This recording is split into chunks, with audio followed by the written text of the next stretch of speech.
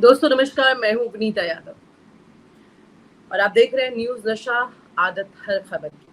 और खबर ये है कि डीवाई चंद्रचूड़ देश के सीजीआई उनके कार्यकाल के दौरान सरकार का दखल कुछ इस तरह से रहा कि जजों की जो नई नियुक्तियां हुई उस पर क्या फर्क पड़ा, क्योंकि अब 10 नवंबर के बाद से हमारे देश को एक नया सीजीआई मिल जाएगा, justice Sanjeev Khanna.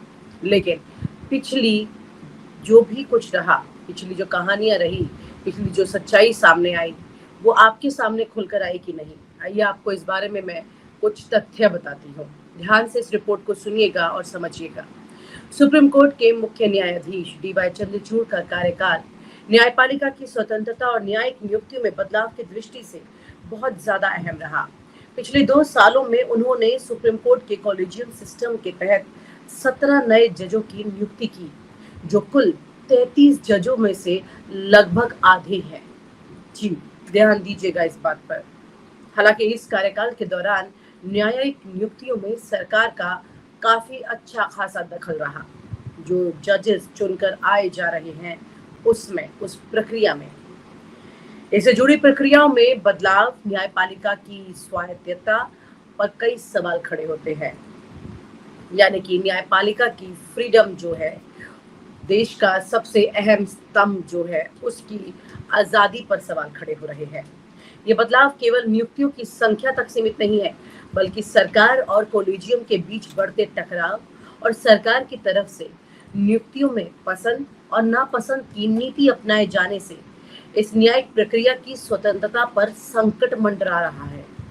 Supreme court के कॉलेजियम सिस्टम का जो उद्देश्य था कि न्यायाधीशों की नियुक्ति में बाहरी दबाव नहीं हो, हालांकि हालिया घटनाओं ने दिखा दिया है कि सरकार की पसंद और विचारों का कॉलेजियम की अनुशंसा में काफी ज्यादा दखल बढ़ रहा है, जिससे न्यायपालिका की स्वतंत्रता खतरे में आ सकती है। पिछले कुछ वक्त पहले जिस तरह से डीवाई चंद्रचूड़ के घर पर गणपति पूजा में पहुंचे थे पीएम मोदी, और चंद्रचूड़ जी ने अभी कुछ दिन पहले ये भी कहा है, सफाई देते हुए, कि ये मुलाकातें सिर्फ जेस्चर मीटिंग होती है, इसके अलावा कुछ नहीं। इसका मतलब ये नहीं कि कोई डील ही हो गई हो। ऐसे में मैं आपको बता दूं कि डीवाई चंद्रचूड़ के कार्यकाल के दौरान सरकार का हस्तक्षेप बढ़ा। इस हस्तक्षेप को बढ़ने से रोकने में क्या डीवाई चंद्रचूड़ ने एनफ काम किया, काफी कदम उठाए या नहीं, ये सब भी बहुत ज्यादा जरूरी है समझना। डीवाई चंद्रचूड़ ने अपने कार्यकाल में नियुक्तियों के मामले को अधिक ट्रांसपेरेंट बनाने की कोशिश तो की। उन्होंने कॉलेजियम के प्रस्तावों में विस्तार से जानकारी देने का भी ट्रेंड शुरू किया, ताकि जनता को नियुक्तियों की पृष्ठभूमि के बारे में जानकारी मिल सके। कॉलेजियम की अनुशंसा में न्यायाधीशों की पृष्ठभूमि, आय यानी कि उनके इनकम और योग्यता का विवरण दिया गया, जो कि पहले नहीं होता था। इससे न्यायपालिका में काफी ट्रांसपेरेंसी आई, लेकिन इस प्रयास के बावजूद सरकारी हस्तक्षेप की वजह से नियुक्तियों में स्वतंत्रता और निष्पक्षता नहीं दिखाई दी। सारी बात नियुक्तियों पर आती है। बाकी सारी लेयर्स तो चंद्रचूड़ जी ने ठीक कर दी, लेकिन जो नियुक्तियों वाला मामला है उसमें सरकार के दखल को नहीं रोका। चंद्रचूड़ ने नियुक्तियों में एक दलित न्यायाधीश को भी शामिल किया, जिससे सुप्रीम कोर्ट में दलित न्यायाधीशों की संख्या 3 हो गई। लेकिन पिछले 2 सालों में किसी भी महिला न्यायाधीश को पदोन्नति नहीं दी गई, जो न्यायपालिका में लैंगिक समानता की कमी को दर्शा रहा है। हालांकि ये उनके द्वारा उठाया गया एक अच्छा कदम है कि उन्होंने दलित न्यायाधीश को जगह दी, लेकिन सरकारी दखल और जजेस के सिलेक्शन की जो पूरा प्रोसेसिंग है उसको कमजोर करने की स्थिति जो है वो डीवाई चंद्रचूड़ के कार्यकाल में ही आई है। न्यायपालिका की स्वतंत्रता पर दबाव पैदा हुआ है उस वक्त में जब डीवाई चंद्रचूड़ देश के सीजीआई हैं। आप ये समझिए कि यहाँ पर एक बड़ा मौका डीवाई चंद्रचूड़ के पास इस बात का था कि वो कैसे इस बात से टक्कर ले और सरकार को आईना दिखाएं। लेकिन यहाँ पर ये दबाव बढ़ता चला गया और दबाव के साथ साथ पीएम मोदी भी उनके घर तक चले गए। खैर, न्यायमूर्ति टी राजा का मामला इस बात का एक उदाहरण है कि कैसे सरकार न्यायिक नियुक्तियों और उनके स्थानांतरण पर अपना प्रभाव डाल रही है। अब कॉलेजियम ने मद्रास उच्च न्यायालय के कार्यवाहक मुख्य न्यायाधीश टी राजा को राजस्थान हाईकोर्ट में ट्रांसफर करने की सिफारिश की, तो ये सिफारिश सरकार द्वारा नजरअंदाज कर दी गई। टी राजा ने इस ट्रांसफर पर दोबारा से विचार करने के लिए कहा, जिसे कॉलेजियम ने स्वीकार नहीं किया। इसके बावजूद टी राजा अपने पद पर बने रहे क्योंकि सरकार ने इस सिफारिश पर कोई कदम नहीं उठाया। ये मामला केवल एक न्यायाधीश के ट्रांसफर का नहीं है, बल्कि ये न्यायपालिका की फ्रीडम पर एक बहुत बड़ा अटैक था। टी राजा का कार्यवाहक मुख्य न्यायाधीश बने रहना सरकार के लिए फायदेमंद साबित हुआ, खास तब जब न्यायमूर्ति वी गोवरी की कंट्रोवर्शियल अपॉइंटमेंट हुई, उनका मामला सामने आया। गोवरी की अपॉइंटमेंट पर विवाद बढ़ रहा था, लेकिन टी राजा ने ये कंफर्म कर दिया कि जल्द से जल्द वो शपथ ले ले, ऐसा उन्होंने सुनिश्चित किया। लेकिन इस प्रकार गोवरी की नियुक्ति को चुनौती देने के तमाम प्रयास जो थे वो सब फेल हो गए। न्यायपालिका की स्वतंत्रता का संरक्षण एक लोकतांत्रिक व्यवस्था में अत्यंत महत्वपूर्ण है। हालांकि कॉलेजियम द्वारा अनुशंसित कई नामों को सरकार ने रिजेक्ट कर दिया। जो कॉलेजियम ने नाम दिए उसको सरकार ने मना कर दिया, उनमें कई बदलाव भी कर दिए। ये साफ दिखाता है कि सरकार का हस्तक्षेप जुडिशरी में बहुत ज्यादा हो गया, उसकी पकड़ बहुत मजबूत हो गई, जो कि लोकतंत्र के लिए खतरे की एक बड़ी घंटी है। कुछ मामलों में कॉलेजियम की सिफारिशों को सरकार ने अपनी मर्जी के हिसाब से रोका और बदल दिया, जिससे ये सिद्ध होता है कि अब कॉलेजियम प्रणाली महज एक नाम बनकर रह गई और सरकार का कंट्रोल जुडिशरी पर बढ़ता जा रहा है। आपको याद होगा कि किस तरह से 2021 के पास भी कॉलेजियम और सरकार के बीच काफी विवाद था, और उस विवाद के दौरान जो लॉ मिनिस्टर थे किरण रिजिजू, उस वक्त उनको भी हटाया गया था। उसके बाद कई सारी चीजें ऐसी थी जो कि सामने आई। चर्चा ये भी आई कि डीवाई चंद्रचूड़ ने प्रधानमंत्री नरेंद्र मोदी को फोन करके उनके लॉ मिनिस्टर की शिकायत की थी। तब तक डीवाई चंद्रचूड़ और मोदी के बीच में जो भी विवाद था काफी गहरा था। कॉलेजियम के मामले को लेकर ये विवाद लगातार चलता जा रहा था, लेकिन इसके बाद, इस कॉल के बाद में धीरे धीरे करके जुडिशरी और सरकार के बीच में एक सॉफ्टनेस दिखाई देने लगी, तस्वीर बदलती चली गई। चंद्रचूड़ ने अपने कार्यकाल में कॉलेजियम प्रक्रिया में पारदर्शिता लाने की कोशिश की या उसे सरकार के सामने आसानी से सरेंडर कर दिया, ये भी एक बड़ा सवाल बन रहा है। उन्होंने सार्वजनिक रूप से कॉलेजियम की बैठक के विवरण को जारी करना शुरू कर दिया, जिससे आम जनता को नियुक्ति की प्रक्रिया के बारे में अच्छी जानकारी प्राप्त हो सके। लेकिन पर्दे के पीछे जो दबाव सरकार से आया उसकी खुलकर चर्चा होना जरूरी था, जो नहीं हुई, जो सामने नहीं आया। न्यायाधीशों की पृष्ठभूमि, उनकी योग्यता, उनके चयन के कारणों का विवरण देना अच्छी पहल है, लेकिन इससे न्यायपालिका में पारदर्शिता और जनता का विश्वास तो बढ़ता है। लेकिन फिर भी सरकार का दबाव और उसके द्वारा अपनाई जा रही चुनिंदा खास नियुक्तियों की नीति न्यायपालिका की स्वतंत्रता को कदम घोट रही है। जुडिशरी में सरकार के नुमाइंदे जो हैं, मोदी जी के जो मंत्री हैं, वो लोग किस तरह से इस पूरी प्रक्रिया में अपने मनचाहे जस्टिस को वहां पर लाने लगे, जजेस को वहां लाने लगे। सरकार के इस हस्तक्षेप ने न्यायपालिका में एक नई तरह की प्रवृत्ति को जन्म दे दिया है। ये अच्छी नहीं है, जिसे पसंद नापसंद की नीति कहा जा सकता है। सरकार अपने अनुकूल न्यायाधीशों की नियुक्ति करती है, सोचिए जरा क्या बात है ये, और असहमत न्यायाधीशों को किनारे कर देती है। ऐसा देखा गया है कि सरकार उन न्यायाधीशों को नजरअंदाज करती है जिनकी विचारधारा उनके मुताबिक नहीं होती।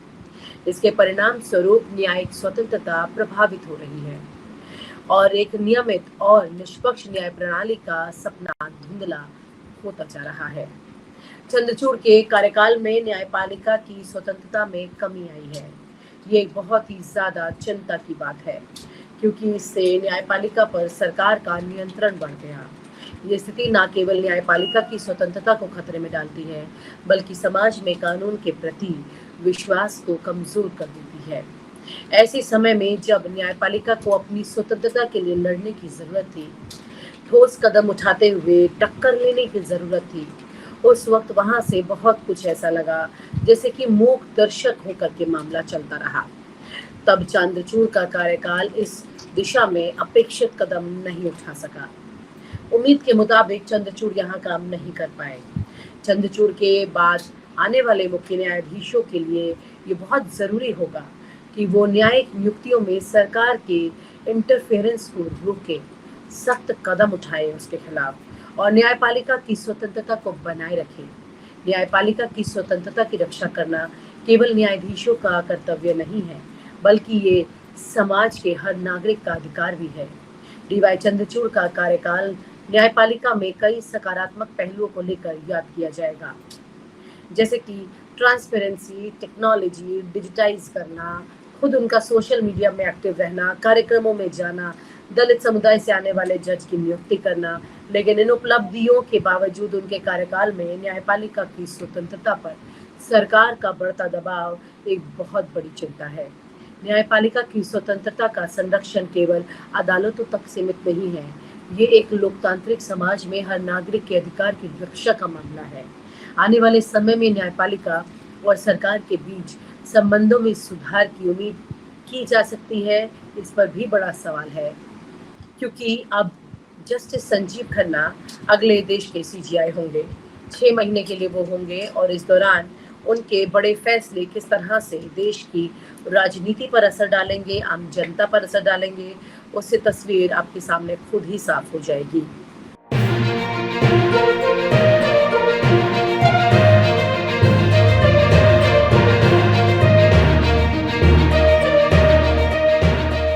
न्यायमूर्ति डीवाई चंद्रचूड़ का नाम भारतीय न्यायपालिका में एक प्रमुख और प्रतिष्ठित व्यक्ति के रूप में उभरा है।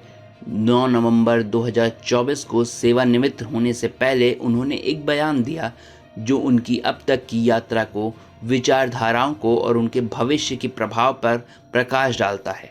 उन्होंने कहा, इतिहास मुझे कैसे याद रखेगा?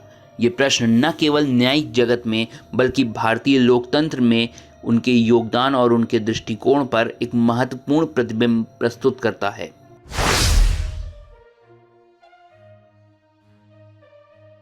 न्यायमूर्ति डीवाई चंद्रचूड़ का कार्यकाल भारतीय न्यायपालिका में सबसे चुनौतीपूर्ण और संवेदनशील समय में रहा। वे उन चुनिंदा न्यायाधीशों में से एक हैं जिन्होंने संवैधानिक मुद्दों पर साहसी और प्रगतिशील फैसले दिए।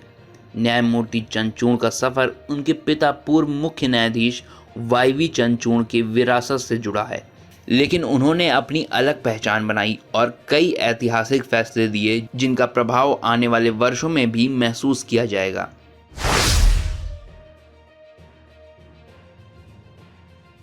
उनके कार्यकाल में दिए गए फैसले भारतीय समाज में सामाजिक न्याय, व्यक्तिगत स्वतंत्रता और संवैधानिक मूल्यों को प्रबल करने का काम करेगा। उनके कुछ प्रमुख फैसले हमने आगे इस वीडियो में बताए हैं। पहला फैसला अधिकारों की रक्षा और LGBTQIA+ समुदाय के लिए था। धारा 377 को खत्म करने के ऐतिहासिक फैसले में चंद्रचूड़ की प्रमुख भूमिका रही है, जिसने भारत में LGBTQIA+ समुदाय को कानूनी और सामाजिक पहचान दिलाई।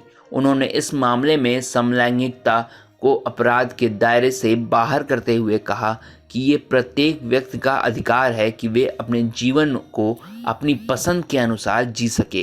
ये निर्णय भारतीय समाज के बदलते मिजाज का प्रतीक है। दूसरा फैसला निजता का अधिकार।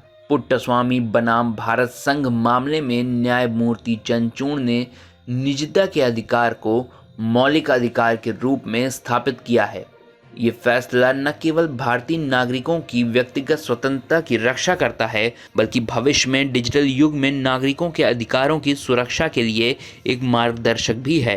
तीसरा फैसला समान नागरिक संहिता पर विचार। न्यायमूर्ति चंद्रचूड़ ने हमेशा धार्मिक निरपेक्षता और समान नागरिक संहिता के महत्व पर बल दिया है। उन्होंने विभिन्न मामलों पर इस मुद्दे को उठाते हुए कहा कि भारतीय संविधान समानता के सिद्धांत पर आधारित है और समय के साथ इन मुद्दों पर समाज को सोचना होगा। अपने प्रगतिशील फैसलों के बावजूद न्यायमूर्ति चंद्रचूड़ को कई बार आलोचनाओं का भी सामना करना पड़ा। उनके कई फैसलों को राजनीतिक और सामाजिक हलकों में विवादास्पद माना गया है, खासकर तब जब उन्होंने व्यक्तिगत स्वतंत्रता के अधिकार की बात की थी।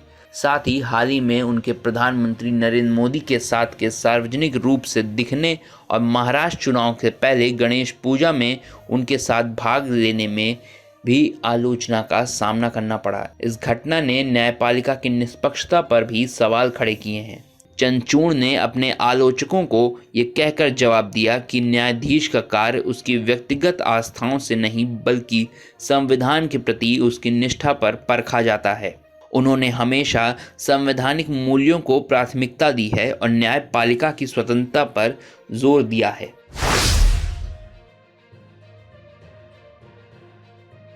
न्यायमूर्ति डीवाई चंद्रचूड़ का योगदान न केवल उनके प्रगतिशील फैसलों में देखा जाएगा बल्कि भारतीय न्यायपालिका में उनका नेतृत्व और विचारधारा को भी याद किया जाएगा।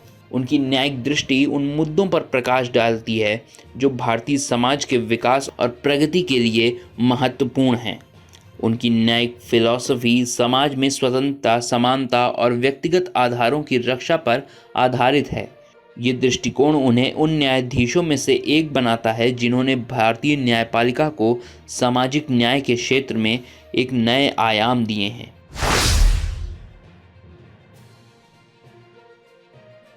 उनके इस सवाल का जवाब सरल नहीं है। इतिहास में एक न्यायाधीश को कैसे याद किया जाएगा, ये उनके द्वारा दिए गए फैसलों, उनके दृष्टिकोण और उनके समर्पण पर निर्भर करता है। लेकिन एक बात निश्चित है कि चंद्रचूड़ को भारतीय न्यायपालिका के एक साहसी और प्रगतिशील न्यायाधीश के रूप में याद किया जाएगा, जिन्होंने संवैधानिक मूल्यों की रक्षा के लिए लगातार काम किया है।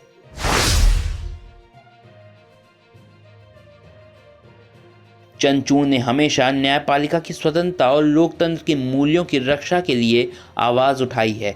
उनका मानना है कि जब तक न्यायपालिका स्वतंत्र है तब तक लोकतंत्र सुरक्षित है। उनका न्यायिक दृष्टिकोण ये दर्शाता है कि उन्होंने केवल कानून के शब्दों को नहीं बल्कि उसके उद्देश्य और संवैधानिक मूल्यों को भी ध्यान में रखा है। वे एक ऐसे न्यायाधीश के रूप में याद किए जाएंगे जिन्होंने न केवल कानून का पालन किया बल्कि उसे समाज के साथ भी जोड़ा है। न्यायमूर्ति डीवाई चंद्रचूड़ के कार्यकाल भारतीय न्यायपालिका के लिए एक महत्वपूर्ण युग के रूप में याद किया जाएगा। उनके द्वारा दिए गए फैसलों ने न केवल वर्तमान पीढ़ी के लिए बल्कि आने वाली पीढ़ी के लिए भी एक प्रेरणा का स्रोत पैदा किया है। उनका ये सवाल इतिहास मुझे कैसे याद रखेगा, समय के साथ उनके भारतीय न्यायिक प्रणाली में उनके योगदान के आधार पर तय होगा। लेकिन एक बात निश्चित है कि न्यायमूर्ति चंद्रचूड़ ने भारतीय न्यायपालिका को एक ऐसी दिशा दी है जो सामाजिक न्याय, व्यक्तिगत स्वतंत्रता और संवैधानिक मूल्यों की रक्षा की ओर अग्रसर है। और आप हमसे जुड़े रहने के लिए सब्सक्राइब करें YouTube पर, फॉलो करें Twitter पर और लाइक करें Facebook पर। और ज्यादा जानकारी के लिए आपको टाइप करना होगा सिर्फ न्यूज़ नशा।